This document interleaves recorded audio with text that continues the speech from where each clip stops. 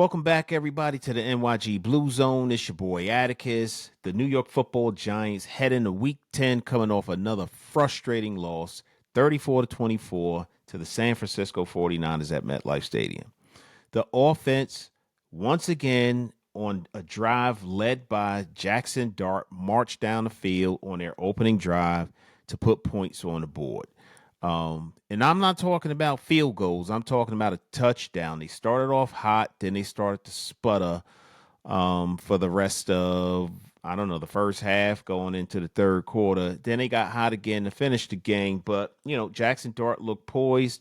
He threw for over 200 yards. He spread the ball around, and what he couldn't do through the air, he did with his legs. I mean, it's just what you come to expect from this young rookie. Another reason why I say, like in our last video, I did an offensive rookie of the year, put a strong case in for him that he should be the front runner of the offensive rookie of the year. And there's so many reasons why. In fact, I don't even think it's close in how the voting should go. But on the other side of the ball, the defense, they fell apart again ever since that loss in Denver, where the Giants dominated the first three quarters of the game. And the defense gave up that epic, legendary, historic collapse in the fourth quarter. The defense has not been the same, with the exception of Brian Burns, who continues to produce, has a league lead 11 sacks on the year so far. In fact, he's on pace for maybe 20 to 22 sacks to finish out the year. But they fell apart again, and it was against a team that was full of backups. The San Francisco 49ers came into this game depleted on defense. They had guys who were working in Wawa over the past last weekend. I'm speaking facetiously, obviously, but they had guys walking in off the street, off of practice squads from other teams that they put on the roster just so they had enough bodies on the field, and they dominated the Giants in this game. Very upsetting, and this is what we have come to expect, like I said, ever since that epic collapse in Denver. So now the question is, how are these Giants going to respond? Because this Sunday, the Giants are going to Soldier Field to take on the Chicago Bears, another team that's dealing with a lot of injuries, and they're looking to hang their hats on what's already been a productive season for them. 5-3 in a division that's crowded with talent. The Packers are looking really good this year. The Lions are doing what they're doing. Even the Vikings are having some moments that they can hang their hats on. But that division is looking really good this year. And the Chicago Bears, who historically, at least in the past several years, have not looked very good, they're actually looking pretty good this year.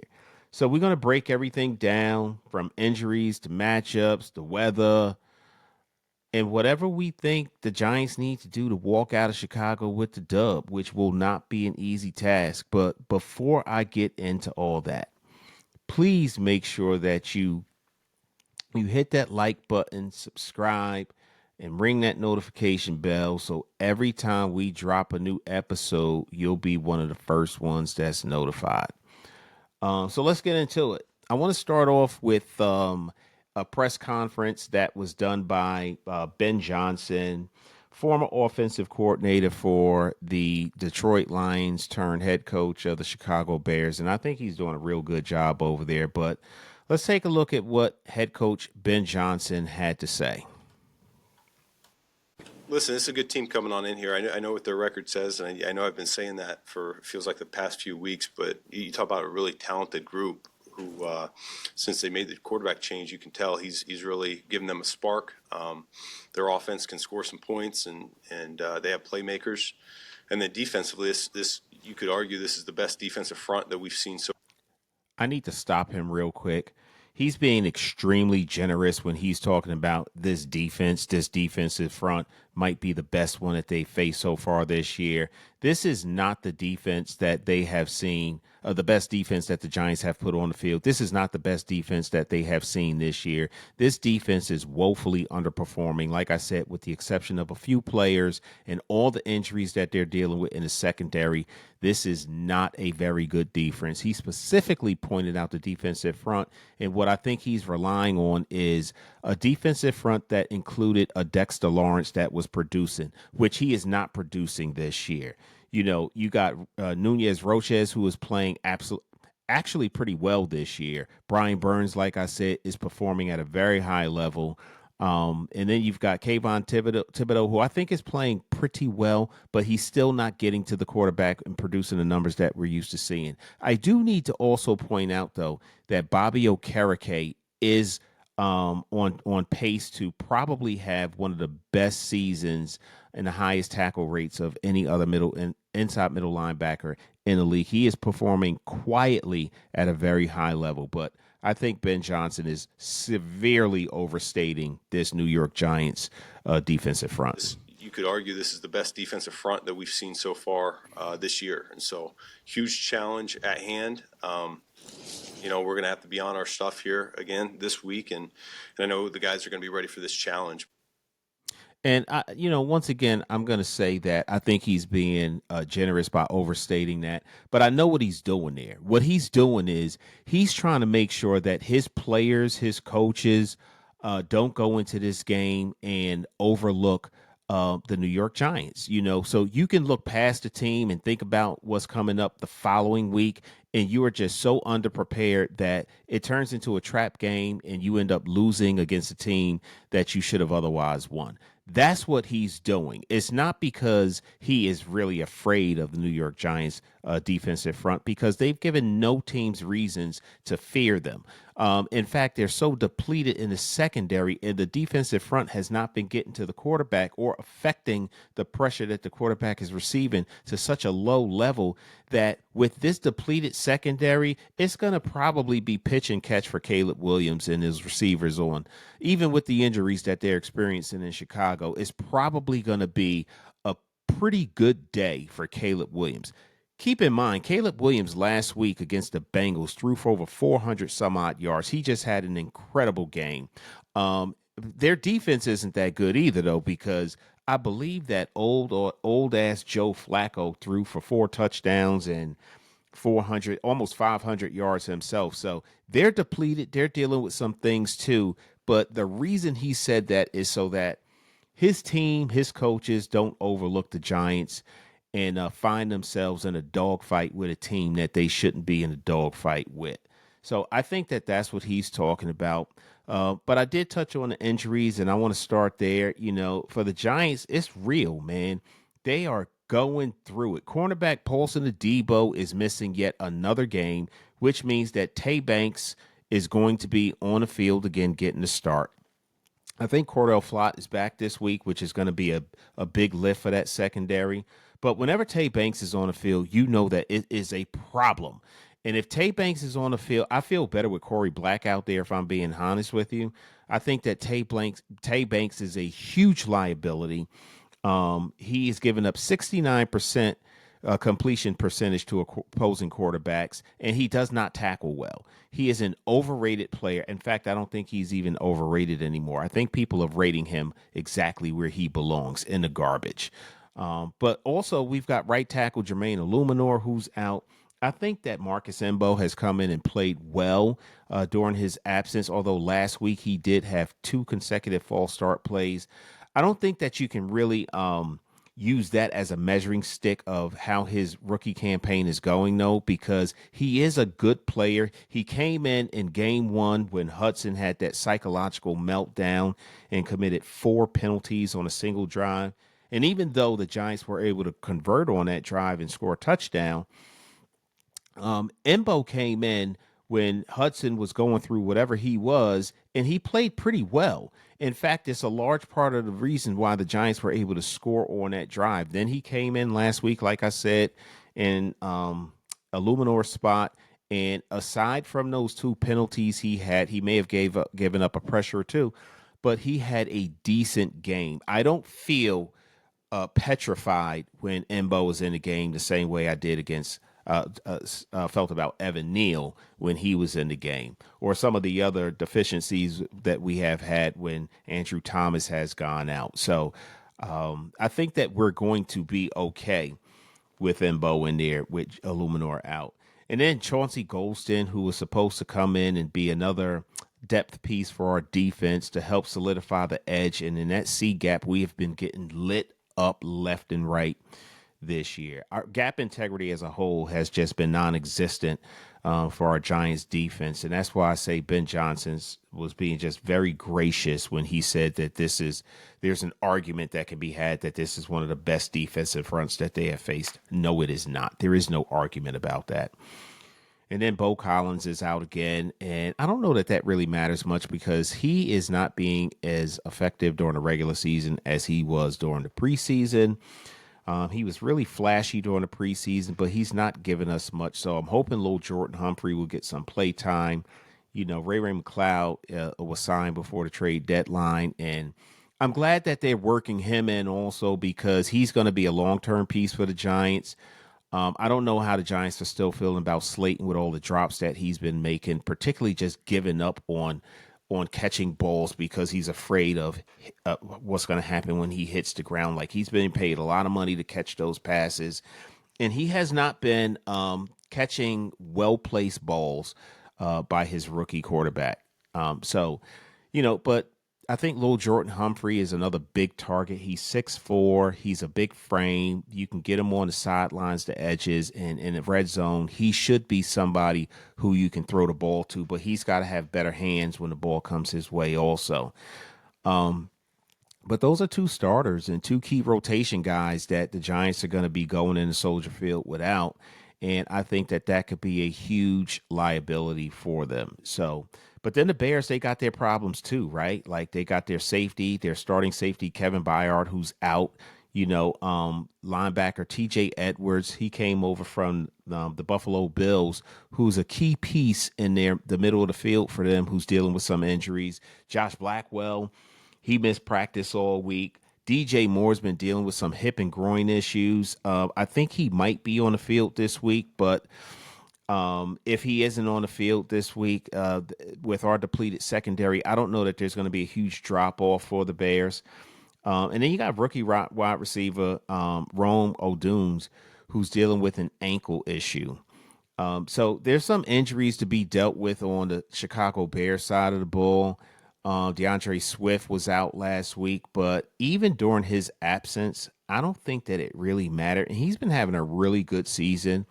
But if you look at what, I don't want to mess his name up. I think it's Monungai. The game he had last week against the Bengals, this guy ran for 176 yards. He had 6.8 yards per carry on just 26 attempts. I mean, the guy had a game. He's shifty. He's small. He knows how to avoid tackles. He's got low center of body gravity. So even if you hit him, you can't just hit this guy. You got to tackle him. You got to wrap him up. And the Giants have shown that they have not been good at wrapping guys up this year. And that is very concerning to me, considering how much yardage they've been giving up last week against the San Francisco 49ers. Saquon Barkley had his breakout game against the Giants 2 weeks ago. And then against the Denver Broncos, they just were not able to stop the run late in the game when they needed to. They weren't able to stop the pass or the run in that game. So the Giants have been really struggling in that area. But again, DeAndre Swift is back, and now you got a two-headed monster between him and Monungai. I don't know that the Giants are tackling well enough, coached well enough, have good gap integrity to the point where certainly along the edges, they've been just horrible. And part of that is that they're rushing the quarterback and getting too deep past the line that it's real easy if you're doing an RPO to just trick them into gaining big yardage. So I also think that the Bears haven't really quite figured out their identity. They've had some really good games this year. I mean, it's kind of been like must-see TV. The Bengals game last week was just out of this world. I think the Bears put up like 47 points in that game against a Dallas team with a high-power offense. Caleb Williams looked like Joe Montana. So he has actually been having probably the best year of his career. This past game, he actually caught a touchdown pass. He caught two passes on trick plays, and Ben Johnson is really good for that. I mean, he's got such a creative mind. He was a high sought after head coaching candidate last year. I wish the Giants would have got him and fired Dable, but they did not. But the one bright spot to Dable coming was he saw so much upside with Jaxson Dart that he's our quarterback now. So I feel real good about that. But the Chicago Bears have not quite developed their identity, but what I'm seeing from them right now is a good balanced football team.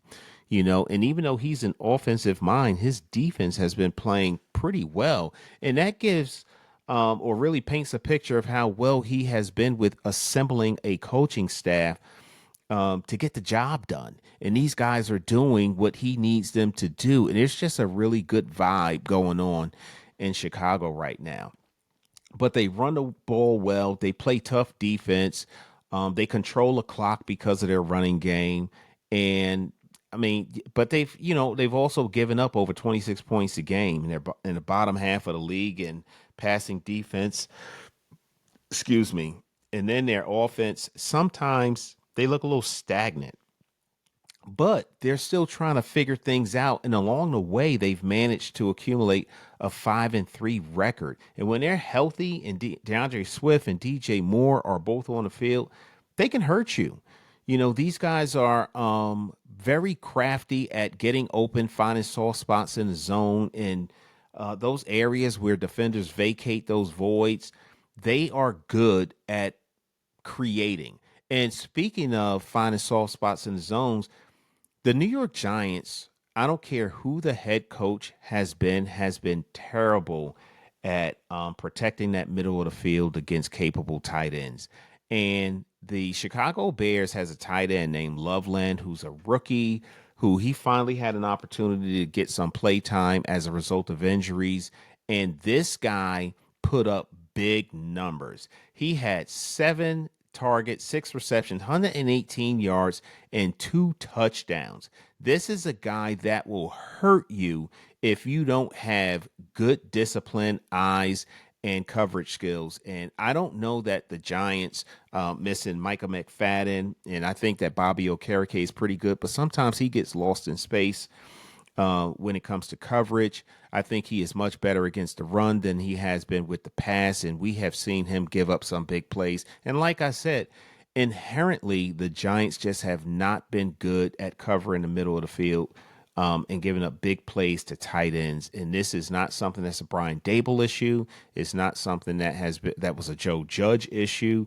It's not something that has been Ben McAdoo issue. It's just something that seems to always happen to the New York Giants. So that's something that they've got to pay attention to as well. But I think that it's gonna be a coaching thing. So if Shane Bowen can coach his guys into being in better positions, they may be able to stop that. But there are a lot of reasons to be wary of this Chicago Bears offense, and especially as shaky as the New York Giants defense has been. I don't know that they're going to be able to slow them down all that much. Now, who knows? They can surprise us. Bowen can come in with a game plan that just works. Dexter Lawrence can finally wake up and clog up that middle and create pressure on the interior of that line. And with the edge rushing ability that the Giants have displayed over the past few weeks, Brian Burns leading the league in sacks, probably going to finish the league with 20. He's on pace to anyway, 20 sacks or more this year, and should probably be the front runner for the defensive player of the year this year because he is killing it on a really bad team. The Giants, they might surprise us. Who knows? So there's a lot of things that the Giants may be able to do offensively.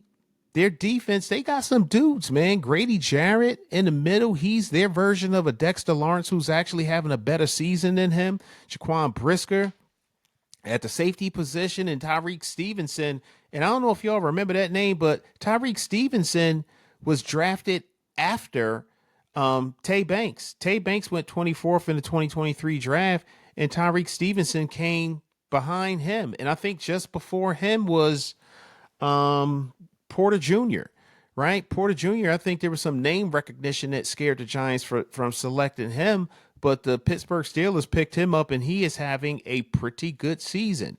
Tay Banks giving up over 69% completion percentage to receivers who he is sticking, and these other guys are markedly higher. I think they're in the mid to low 50s. But their secondary is banged up a little bit too, and their pass rush hasn't been that consistent. So the Giants could do well, particularly given the fact that Jaxson Dart is a pretty good scrambling quarterback, and when plays break down, he knows how to figure things out. So the Giants can win. Will they win? I don't know. I mean, the Bears secondary is just as banged up as the Giants. And I think even with limited options that Jaxson Dart has been working with, he's been finding ways to get the ball down the field. I mean, I think the Giants have some really good tight ends. If Theo Johnson can do a better job, and I did a podcast earlier this week about Theo Johnson's issues with catching the ball and some of the things that he can be coached into doing better at that position. If he makes some small adjustments, it can pay off in very huge ways. And I also thought that the Giants overall has done a good job of figuring out ways to find success in the passing game in spite of the fact that they lost Malik Neighbors for the season. Darius Slayton has been having some catching issues, and he was out for a couple of games himself. Wan'Dale Robinson is the most consistent receiver on our team, but he's a small guy, and he's averaging a very low number per catch because they use him in that short and intermediate stuff. But the quick game is where they're going to need to operate this week. And with Wan'Dale Robinson, Daniel Bellinger, Theo Johnson, and I'm hoping Fedoni gets some play time. Ray McLeod also. I think the Giants can have some success. I don't know if it's going to be enough to win the game, but they can definitely attack the middle of the field. And with Darius Slayton's speed, that might open up some deep shots down the field also. But there are some opportunities underneath. And Theo Johnson in the seam and quick outs and running backs doing screenplays with the Giants have actually done a pretty good job at this year. I think that they can see some success. So, number two, they got to exploit the outside lane. Grady Jarrett is a really good player. He has been very inconsistent this year, more consistent, like I said, than Dexter Lawrence, but he's a good player and he can plug up that middle, but the edges and they're pretty slow at the linebacker position. And if you create some holes, because the Chicago Bears are very slow at the linebacker position, Tyrone Tracy can exploit that and pick up some big yardage. And not for nothing, I think Devin Singletary has been playing well this season also in the absence of Cam Scatterboo. So I think the Giants can have some success hitting those edges, but they have to be consistent with it. And don't give up on it if it's not there in the first couple of plays. Obviously, if it's not working for too long, you have to make some adjustments. But I think because of how slow their linebackers are, they can exploit that. And with the RPO game, get some run zone reads with Jaxson Dart. Keep the defense guessing, and you can pop one or two. And then once you start getting that running game going, play action will be more effective, and they can get some things going on down the field. So, and then lastly, they got to get the pressure on. Like Dexter Lawrence, he really has to snap out of this thing that he's in. You just keep thinking that this week's going to be his week. This week's going to be his week. And he was real close last week to getting some sacks. I mean, he had a couple of different pressure situations that he was able to create, but just not enough. We need him to be the Dexter Lawrence of old. We haven't seen that yet. I keep wondering and hoping, is this the game that's going to happen? It will be nice if it happens this week in Soldier Field. So hopefully we'll see that. I don't know. But now let's talk a little bit about the Giants. What should they worry about? The Bears got some playmakers. If DJ Moore's on the field, and I think he will be, you got to respect that man's speed. He gets down the field. He's very good at finding those open spots in the zone. And I think that he would be a big problem for the Giants, particularly given the fact that we have a very weak secondary. If Cordell Flott is suiting up this game. I hope he is. He needs to be that dude on him, which is so funny because Flott was not very good coming into the league, but this has been a really breakout year for him, and I'm very happy with the production that he's been giving us. And like I said, Swift is coming back, and I don't know that that's something that scares me at all because any running back scares me playing against this Giants defense. They have just not been tackling well. I just want to give you an example of what I'm talking about here. This is Deontay Banks trying to tackle this running back it from this is Brian Johnson, I think. Look at this poor effort on his part to tackle this guy. Like wrap him up, bring him down. If you would have brought him down, you're at the 9 yard line, maybe the 8 yard line. You got an opportunity to maybe keep these guys out of the end zone, but these guys just ran away with it. It was horrible. And that tackling, that poor tackling is indicative of every player that you've seen, probably with the exception of Bobby Okereke. He's quietly having a very good year tackling. I think he's got like 68 tackles so far, maybe a little bit more than that, actually. And this is going to turn out to be one of his better years if he stays on that pace. But the tackling has been so poor for the Giants that I don't know that it matters whether Swift plays or Monungai. I just think they're going to have a good day running the ball. If the Giants don't have some better gap integrity and cover that C gap better, the edges are just been there for whoever runs the ball against the Giants. And it started with Saquon Barkley peeling off that 65-yard run against the Eagles a couple of weeks ago. So, and the weather in Soldier Field is probably going to be cold, 35 to 40 degrees, not that bad, but the winds coming off Lake Michigan is something that the Giants have to be concerned about. I think they should be practicing outside this week. It's been very windy up here in this region lately, and I don't know if that's residue from some of that violent weather they had that hit Jamaica and some of those Caribbean islands out there, but it's been pretty bad winds in this whole region. So hopefully they practiced outside to prepare for that. And I think Jaxson Dart has the arm strength to get the ball into these tight windows, and he can do it with some heat. So even if it is windy, it's not going to affect the ball too much. I know that this is not a game for those moon balls like Russell Wilson likes to throw. So deep shots need to have less of an arc on it if it's going to be windy to cut through that. So I don't know that that's going to be too much of an issue, but if it is too windy, then the Giants are going to have to really rely on their running game. So will the Bears, right? So will the Bears. But I think that the running game for the Bears, based on the performance of the Giants defense, stands a better chance of having success than the Giants running game does against them. Although I do think the Giants offensive line has been performing, I'm going to go out on a limb and say admirably, because based on what we've seen over the years, they have been woefully inept. But this year, I'm not even mad at our offensive line. I think they've performed well. So let's talk a little bit about Jaxson Dart. I mean, he's been playing some good football right now. Like he's got 1,175 yards, 10 passing touchdowns, 5 rushing touchdowns, only 3 picks. And that's behind this offensive line that is starting to come together, though is dealing with some injuries.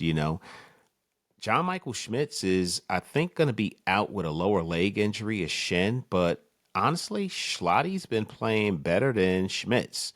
So Schlottman is who Jaxson Dart worked with in training camp and in the preseason.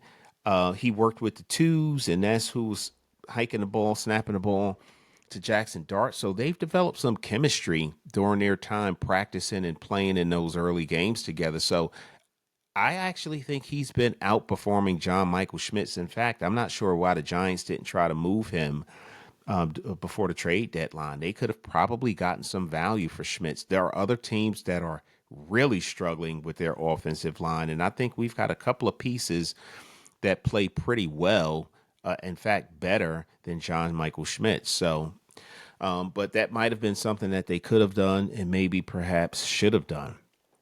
but he's been making some really good decisions. Like I said, he has engineered 5 opening drive touchdowns as a rookie.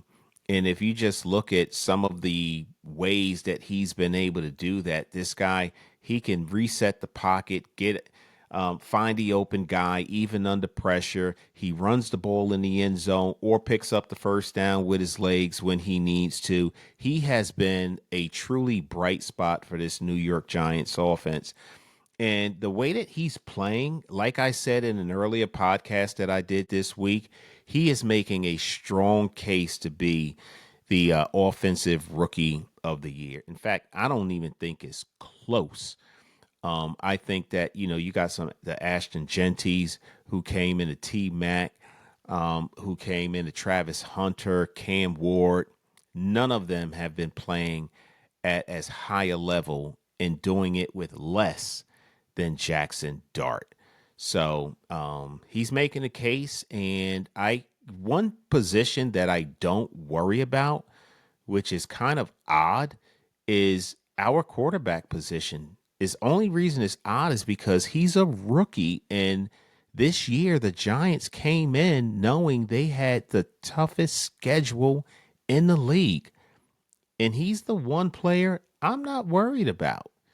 Right? Like Brian Burns is another one I don't worry about. But offensively, where we had so many deficiencies coming into this season, I feel good about Jaxson Dart. On the other side, Deontay Banks, like I said, just terrible. I mean, it was frustrating is there was so much hype coming out of college for him, right? Like so much hype coming out of Maryland. He was one of those guys that you felt he was a sticky corner, right? Like he would always be there and have an opportunity to make a play on the ball. And he's been everything but. He's a penalty machine. He gives up a high percentage of completions. I don't even know what the QBR is of quarterbacks that target receivers that he is supposed to um, be on, but it's probably an extremely high number. But he's been very underwhelming, and I know that hindsight is 2020, but when you look at that 2023 draft class, I mean that was a heavy DB draft class. A couple of guys went before him. I think Christian Gonzalez went before him. Witherspoon went before him. But you had Joey Porter Jr. that came after him. He was a high second round pick. Joey Porter Jr. would have been a much better option than Tay Banks. Tyreek Stevenson, who's suiting up for the Chicago Bears this Sunday, would have been a much better option than Tay Banks. But we're stuck with this guy. They didn't move him at the trade deadline. He's here. He might be on the field this Sunday. I think Flott's back. I really think that Corey Black is a better option than Banks, but we'll see what happens. I just know this. If Tay Banks is on the field, that means that you are in trouble. You got problems already. That's the only reason that you put him on the field. The problem is the problem's going to get worse because he's on the field. So I would love for Tay Banks to come out this Sunday the same way I would love for Dexter Lawrence to come out this Sunday and do a complete reset, like start it over, like figure it out. Like maybe you have some form of great practice that translates into an incredible performance this Sunday. I don't know, but if he's on the field, I really hope that he has a much better outing than he has pretty much for his entire career. Like, change the narrative, man. Like, do something different. I don't know what he needs to do. Jane Daniels talks about he wears these VR headsets. Actually, he's having a horrendous year. That injury was just disturbingly bad. So I wish him well and hope he recovers well. But I don't know, maybe try some of the techniques that he's done. Look at film of other corners who have, like a Sauce Garner or somebody who's doing extremely well at that position, Derek Stingley Jr., and see if you can pick up on some of the isms that they're putting out there. But we really need this defense to come together, where it be at the secondary position, the edges, maintaining gap integrity, that interior of the defensive line. But we need them to do better. And what a perfect opportunity than a team that has, and I still am not a big Caleb Williams fan, but these guys are dealing with some injuries. And if there were ever an opportunity for you to have a game where you can perform well and help to rebuild your confidence, this is one of them. What's going to happen Sunday? Guys, I really don't know. I the Giants are that team that gives you reasons to feel really excited, and then they just snatch your heart out and drop you down. They get you to buy more hats and more merchandise, and then they play like they did last week against San Francisco. And I was like, man, they got their retro jerseys on. Like that was their 80s look, right? The blue with the red stripes on the sleeves and the helmets that say Giants on the side. It was their legacy game. And you just felt like, yeah, these guys looking good out there. They're going to do it. And then they let you down, you know? And all we need is for them to put together a complete game. You don't have to score on every drive, but at least get some production, right? Maybe pin them deep in their own territory if you have to punt the ball. And then when you get the ball back, you can create a scoring opportunity for yourselves. Like this offense needs to continue to trend in the right direction, right? They look really good on some drives and then they don't on other drives. That lack of consistency on in my personal opinion is a coaching issue. You know, put your players in the right positions to have good opportunities and you can win more games.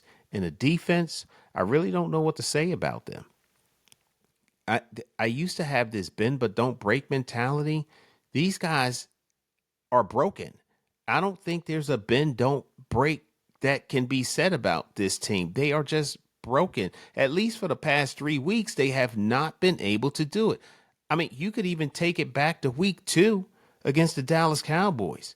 They just are incapable. I don't think they have the capacity to stop a team. I think part of it is they've given up on their defensive coordinator, so they don't know how to buy into a play and execute at a high level because they don't believe in it at this point. So I don't know that the Giants are going to come away with this game with a victory. But every time I think that, for some reason, they do come up with a victory, or at least damn near do, like against Denver. But more than the score, I just want them to respond well. You can't have the performance they put on the field this past Sunday at home and not respond properly. Like this team has been dragged through the mud between injuries, horrible missed tackles, heartbreaking losses. At some point, you got to draw a line in the sand. You got to put your big boy shorts on. You got to make a decision that I'm not taking this shit anymore. Enough is enough. Hopefully, that happens this week. What do you guys think? Do you think the Giants have a chance to go to Soldier Field and pick up a win? Do you think that they will be able to stop the run? Do you think this depleted secondary will be able to listen? Caleb Williams will turn the ball over. Do you think they can do it? Do you think Jaxson Dart is going to be able to engineer, I don't know, another opening drive touchdown? Do you think the Giants can? I want to hear what you have to think. Do I think they're capable? I think offensively, sure. Defensively, no. I have no faith in this defense. Outside of Brian Burns, Bobby Okereke, I really, and maybe Cordell Flott, I don't think I have faith in this defense. Nunez Roches has been playing well. I think Robertson Harris has been playing well, but they're just too damn inconsistent. And I have no faith that the defensive coaching staff and coordinator are going to put together a game plan to shut this team down. But what do you guys think? Please let me know. I want to hear what you think. Do you think the New York Football Giants are going to put together a game plan that's going to result in a victory this Sunday? Let me know. And as always, please don't forget to like, subscribe, hit that notification bell. And I'm going to see you all after the game for my post-game breakdown. And hopefully it's going to be a game where we're talking about the Giants finally got another dub. So until then, I'm Attikis, and this is the NYG Blue Zone. Go Big Blue. Yeah, a lot of girls probably crying from my old high school. Look, they see me everywhere they go, I probably would too. Look, crossed over to the Jordan men like I'm Michael. Yeah, eating blessings so much I might need lipo. Yeah, tailored for the doves like I'm walking in chucks. Yeah, it's just in this plan, man, I see all y'all shook. Look, knew that I was great ever since I was a rook. Man, all y'all singles making me look good. Okay, praise to the Most High, yeah, that's Jesus. Look, but when it come to this rap thing, I can't lose. Yeah, back-to-back number ones, that's the thing greats do. Yeah, tell them boys that ain't nothing I can't do. It's my year, it's my year.